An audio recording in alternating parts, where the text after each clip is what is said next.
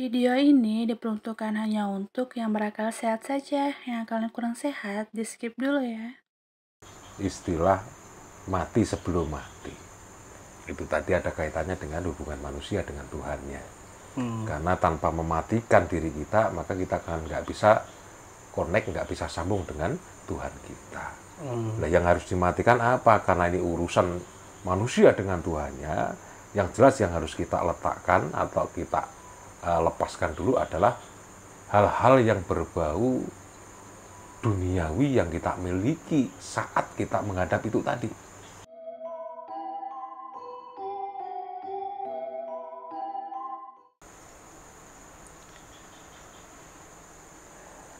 Jadi mau ada yang mau saya tanyakan tentang banyak sekali saya dengar tentang ini, matilah sebelum mati. Itu maksudnya seperti apa sih, Mas? Oh, kalau matilah sebelum mati itu biasanya ada kaitannya dengan hubungan manusia dengan Tuhannya. Jadi bahasa-bahasa yang muncul itu biasanya ketika membahas atau ketika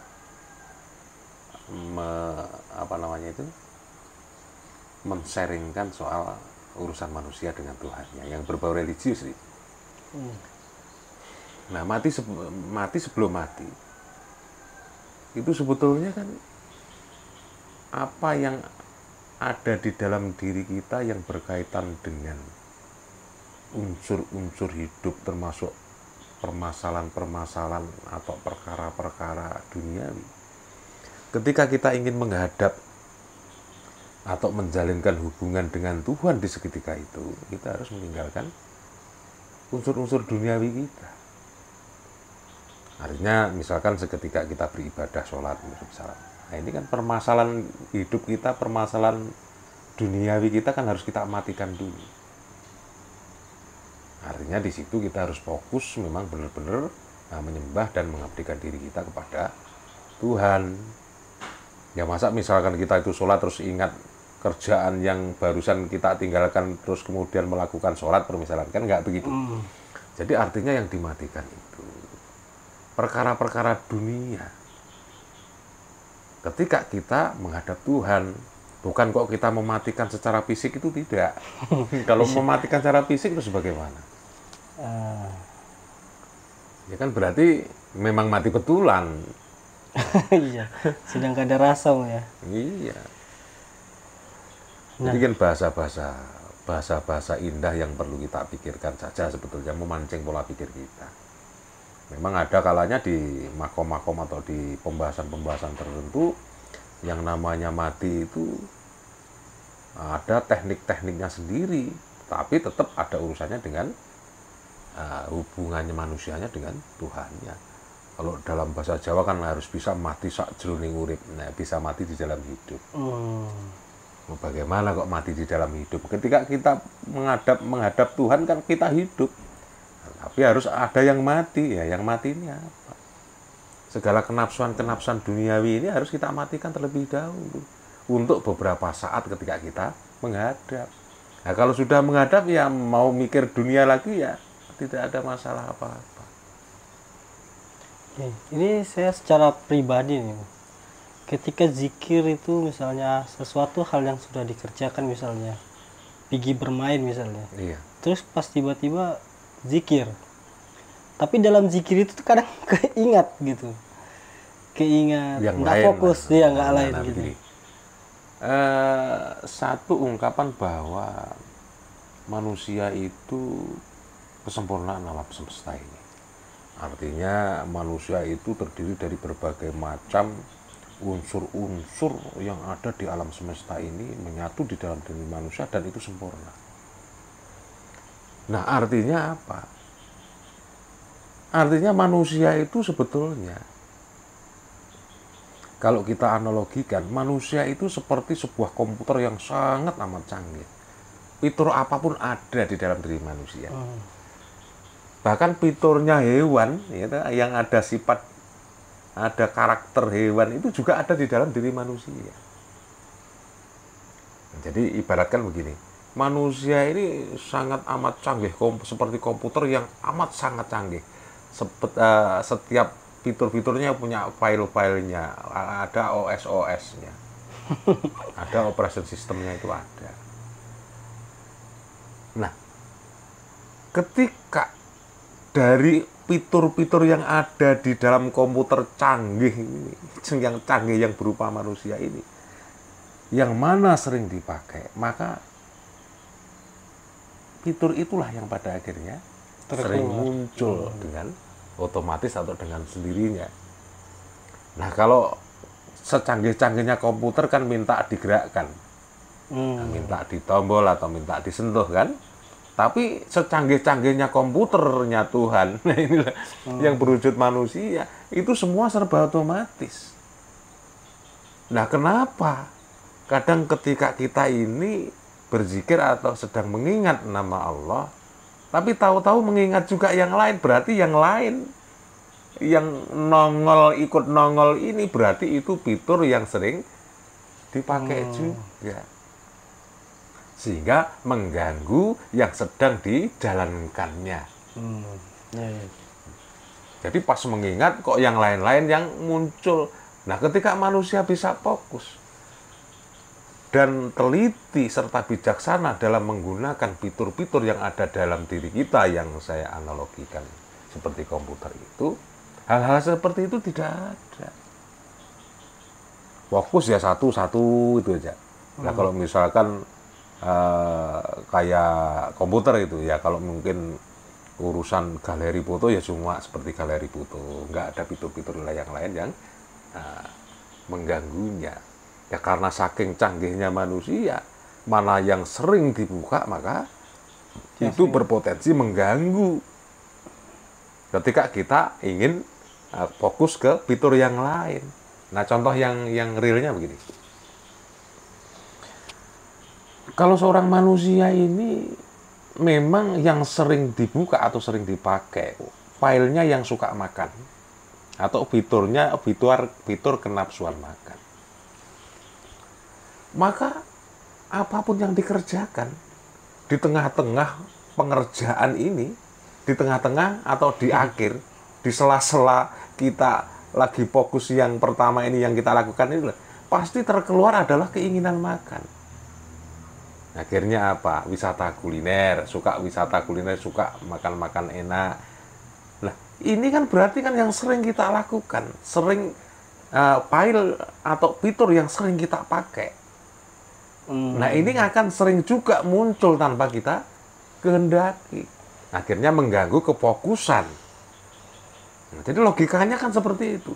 Nah, kalau misalkan kita sedang beribadah kepada Tuhan, nah, sering ada gangguan-gangguan yang lain, ada fitur-fitur yang lain ketika kita menjalankan fitur ingat Tuhan ini tadi. Artinya apa sebetulnya? Sudah bisa disimpulkan. Kesimpulannya apa? Fiturmu yang khusus untuk mengingat Tuhan ini berarti kurang. Nah, itu loh. Lebih sering yang fitur untuk yang lain, kan begitu logikanya. Tapi kalau kayak gitu bagaimana? Apakah sampai juga atau enggak? Ya, kalau masalah sampai dan tidak sampainya itu tetap sampai. Ya, cuma kualitasnya itu yang berbeda.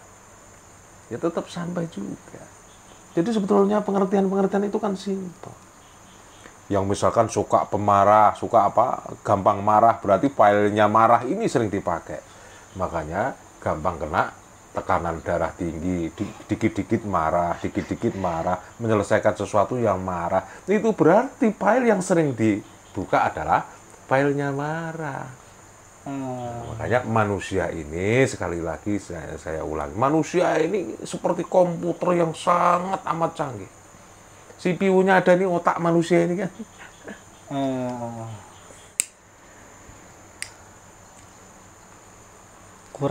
Kurang fokus kadang jadinya, ya. Iya.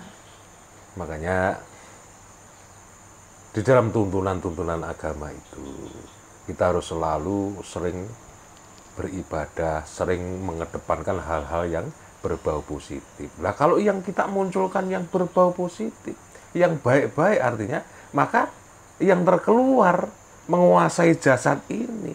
Yang jasad ini ada otak, ada rasa, akhirnya yang terkeluar ya yang positif-positif saja. Malah bahasa kerennya harus berpositif thinking terus katanya ya, biar yang negatif thinkingnya itu tidak mengganggu di dalam pikiran dan hati kita.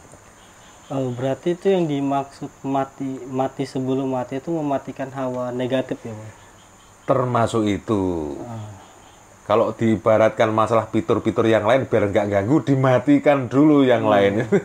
Sehingga hanya satu tok fitur yang kita perlukan sesuai dengan tujuan awal kita. Nah, kata orang ini kata orang nih, Bang. Dan kata buku yang pernah saya baca juga. Itu bilang kalau kita zikir untuk mencapai titik fokus itu ada akan getaran gitu, Bang, katanya. Iya.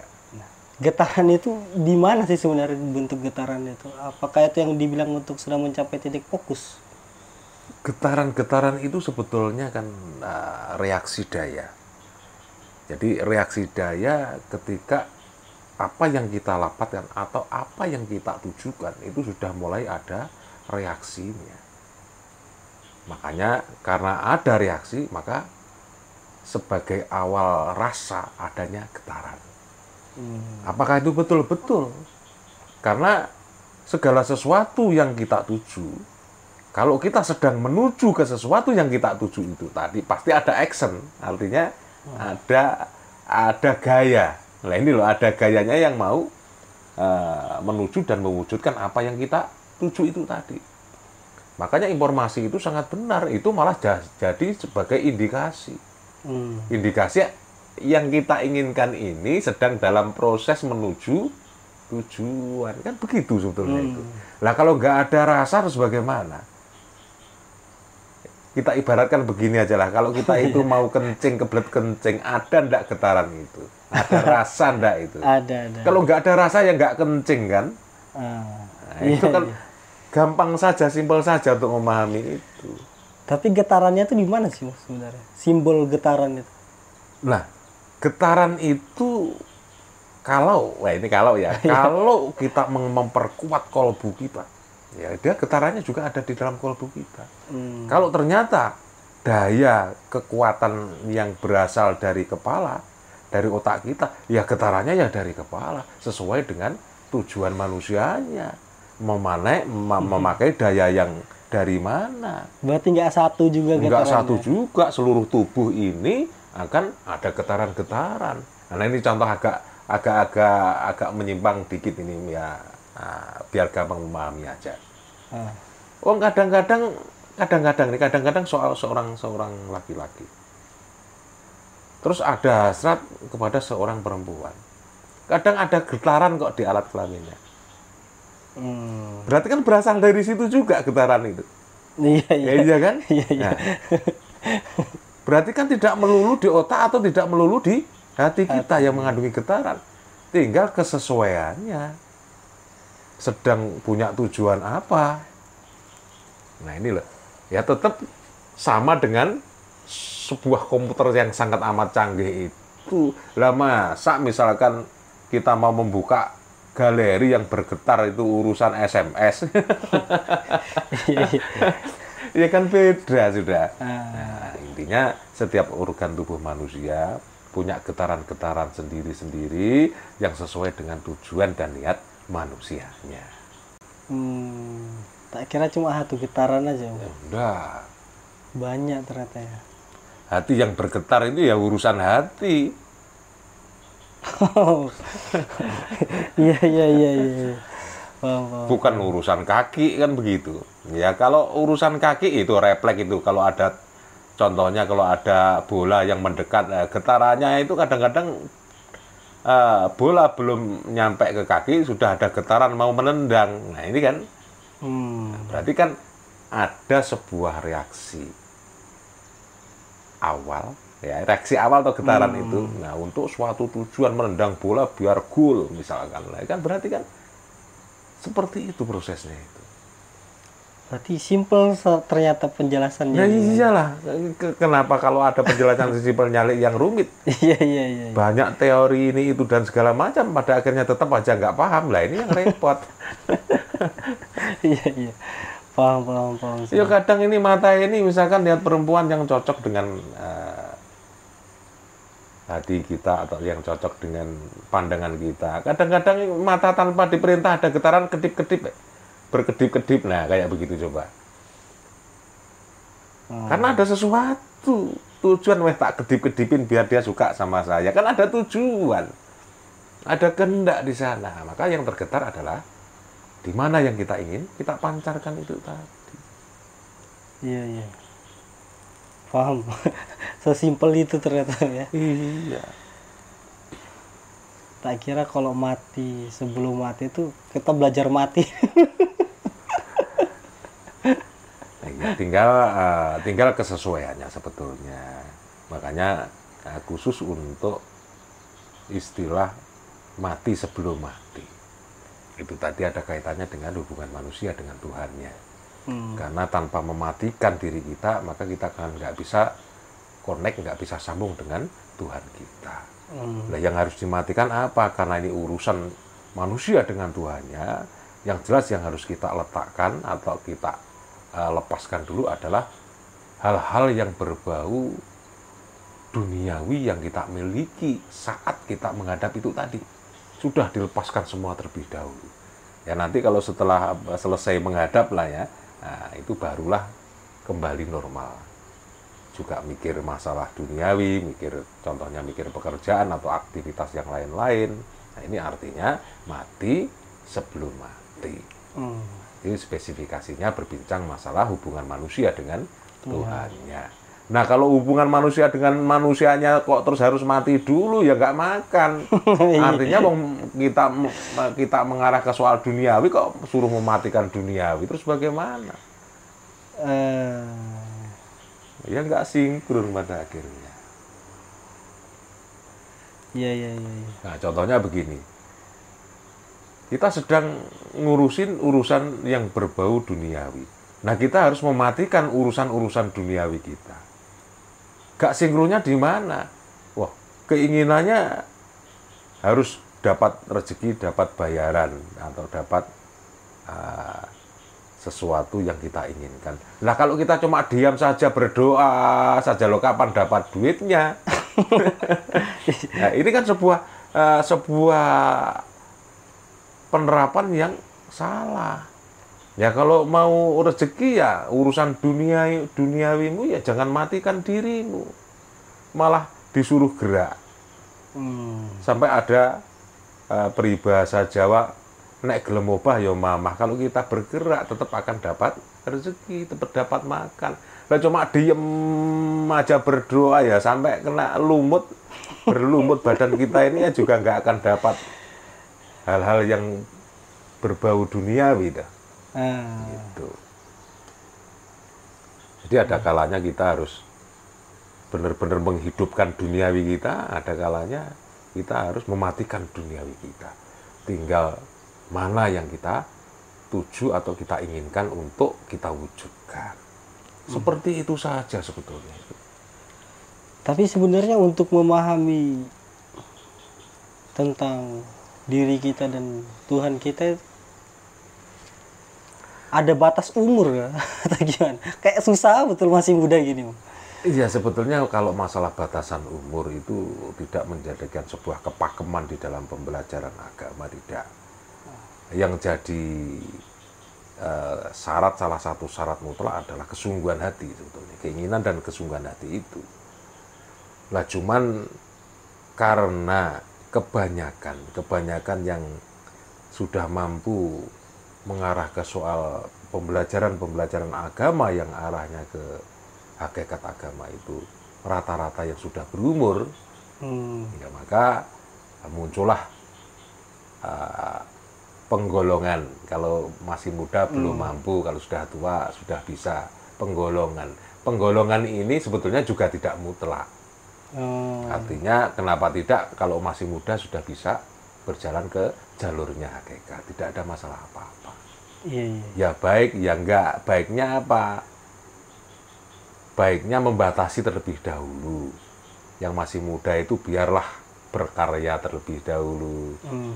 Hidup normal dulu, sehingga nanti kalau sudah batas usianya sudah kira-kira mampu untuk mengarah ke hakikat, ini urusan duniawi ini juga sudah banyak dilampauinya. Artinya sudah banyak pengalaman hidup ketika masih muda.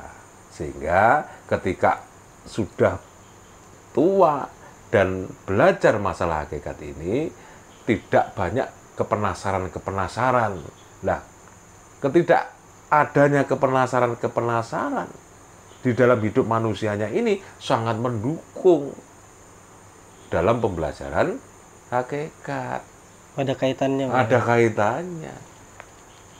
Senengnya belum cukup, misalkan kan, nakalnya juga belum cukup, misal.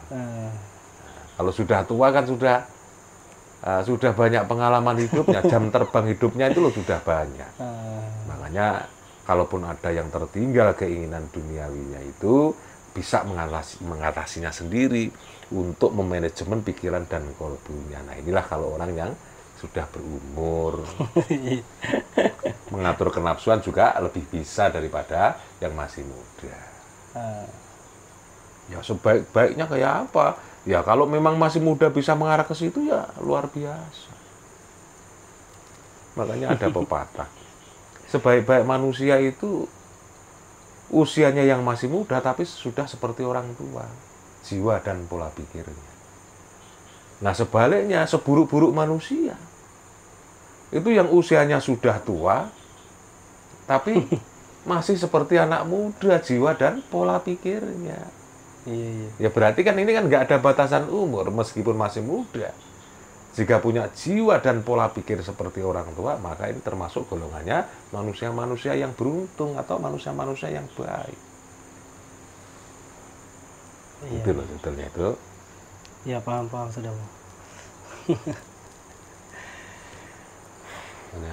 Ya ada pertanyaan yang lain yang mengenai masalah mematikan dulu sebelum mati itu. Ya sebetulnya simpel seperti ini kok. Jadi artinya biar tidak ada gangguan dalam rangka kita menuju sesuatu yang urusannya tujuan kita dengan Tuhan kita, maka unsur-unsur yang harus dimatikan adalah unsur-unsur duniawi kita ini. Pas beribadah kok ingat tadi barusan lihat sesuatu yang indah-indah misalkan, nah ini berarti kan belum bisa mematikan hal-hal yang menarik perhatian kita yang masih di sekelumit perkara dunia kan. Nah ini harus kita matikan terlebih dahulu. Lah kalau kita matikan semua ya nggak jadi beribadah, orang sudah mati nggak bisa beribadah. Wong ibadah itu punyanya jasad, rasa dan hati kita ini kan. Ya mati ya jadi bangkai. Sudah tidak wajib beribadah lagi. Iya. Sudah mungkin masalah mati di dalam hidup ini untuk sementara waktu yang paling simpel, yang paling gampang dipahami terlebih dahulu, meskipun masih ada detail-detailnya tentang mati di dalam hidup. Itu masih ada, masih banyak, ada kaitannya dengan zikir-zikir yang menyatukan hidup kita, napas kita kepada Tuhan, dan banyak lagi sudah yang mengarah ke hakikat murni. Ya mudah-mudahan ada kesempatan lain yang lebih longgar. Kita lanjutkan lagi yang detail-detail di kesempatan lain itu juga. Mudah-mudahan ini bermanfaat, tidak punya niat menyinggung pihak manapun. Tujuannya tetap satu, untuk kebaikan, berbagi pengetahuan. Mudah-mudahan bermanfaat bagi kita yang hadir di sini dan bagi semua saja yang melihat dan mendengarkan obrolan kita ini. Amin.